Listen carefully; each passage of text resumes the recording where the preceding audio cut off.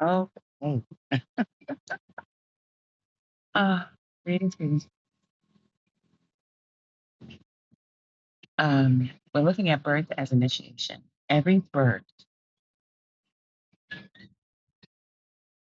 Every birth activates something different. Like I said in the first recount of uh, one of my children's births, is none of the children are the same. I'm not the same. The time that they come into is not the same. Um, and so all of those things, and then whatever lesson it is that the ancestors, the creator, have for me, is unique. So, um, is this your space, Hunter? Possibly. We'll see in a moment. So, so um, with my second born, with none of the three that I gave birth to did we know their sex. And so, um, what's the dog? Okay. Videos are full of me talking to dogs. Um, uh,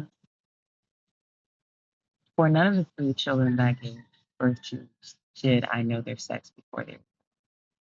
Uh, and of course, the fun is in being able to welcome the whole person.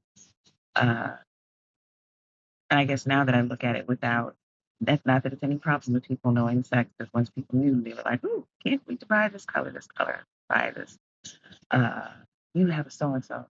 But the not knowing meant that I got to welcome each baby with as clean a slate as possible, with the only knowledge of them being how they moved in utero, what they reacted to, what their patterns were when they were still.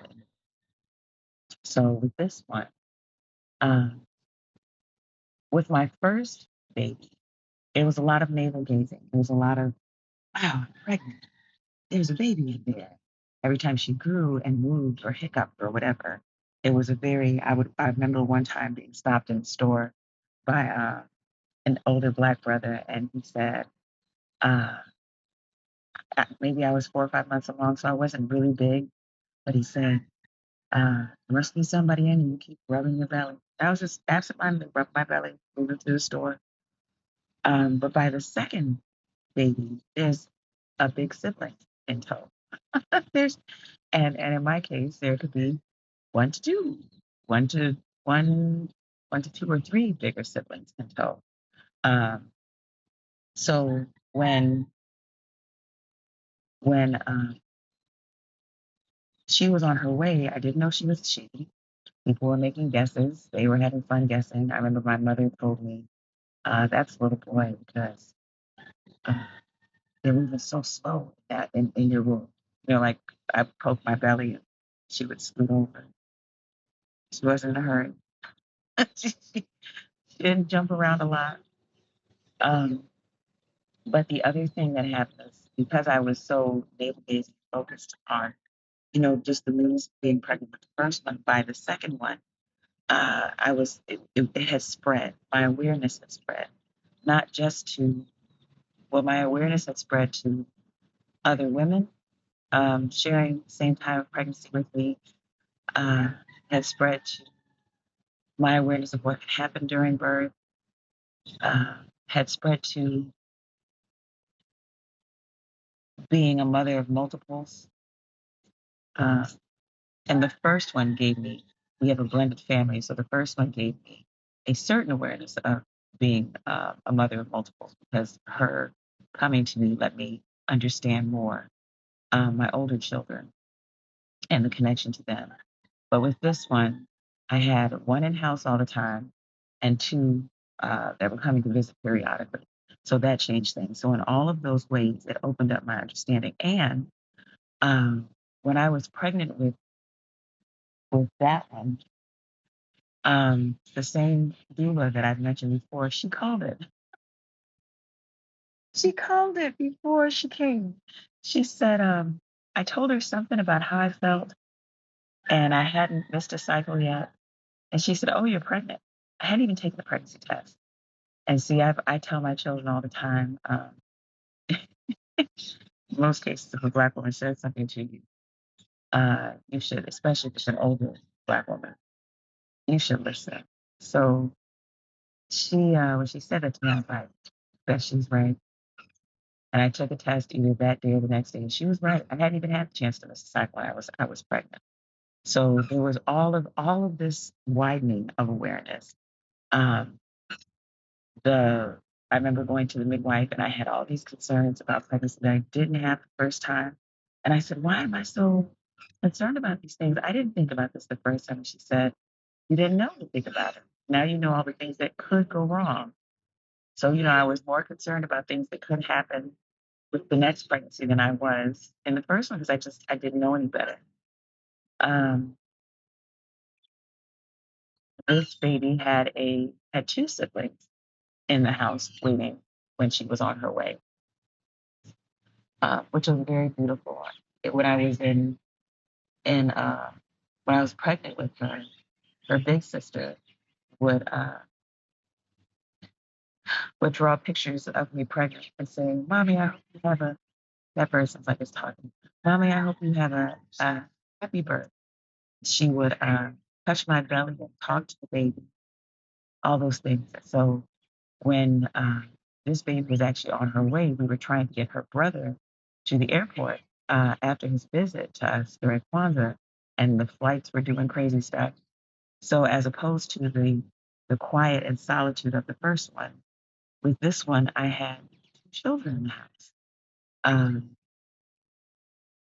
Two children in the house, and we were in the flux of trying to make sure that one baby could get to the airport when he needed to. Um, when she was born,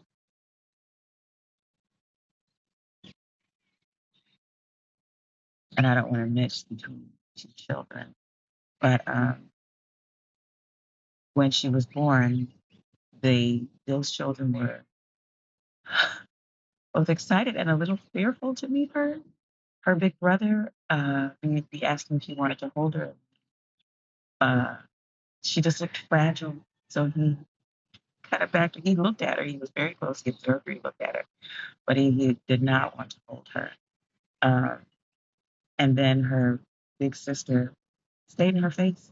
so, so the being able to be welcomed by more than just me and her father, to be able to be welcomed by siblings. All of this was widening up perspective. At the same time that I was expecting her, there were three other mothers in community with me who were all expecting children. And I'm not aware of there being other children of the same age as my oldest born, but I know, like I would see one mother at African dance class, and she now has a son who's the same age as my daughter. I would see another mother, at things where our oldest children would be, and her daughter and my daughter are age mates, both like to cook, beautiful things. Um, the mother that was most intimately connected to me, our babies were born, well, that other one too, but our babies were born a day apart. Uh, and so we shared a birth tub. We were trying to figure out who would have it first. I think it was at one of our homes, and then the other one had to take it to give birth, and we had to bring it back to give birth again.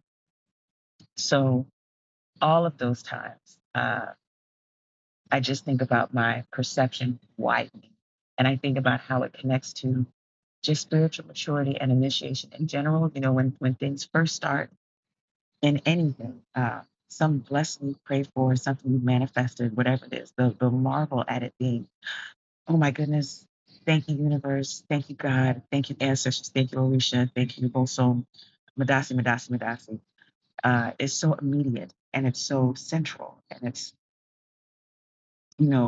right here because it's something that you've been praying at and working your magic around. So that when it manifests your or at least I can speak for me, the marvel is just, oh my goodness, it's happening, it's opening up.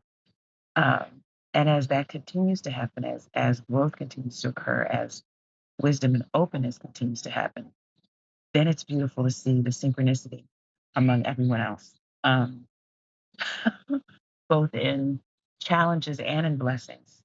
because there are seasons of growth, and seasons of growth include seasons of challenge, seasons of struggle.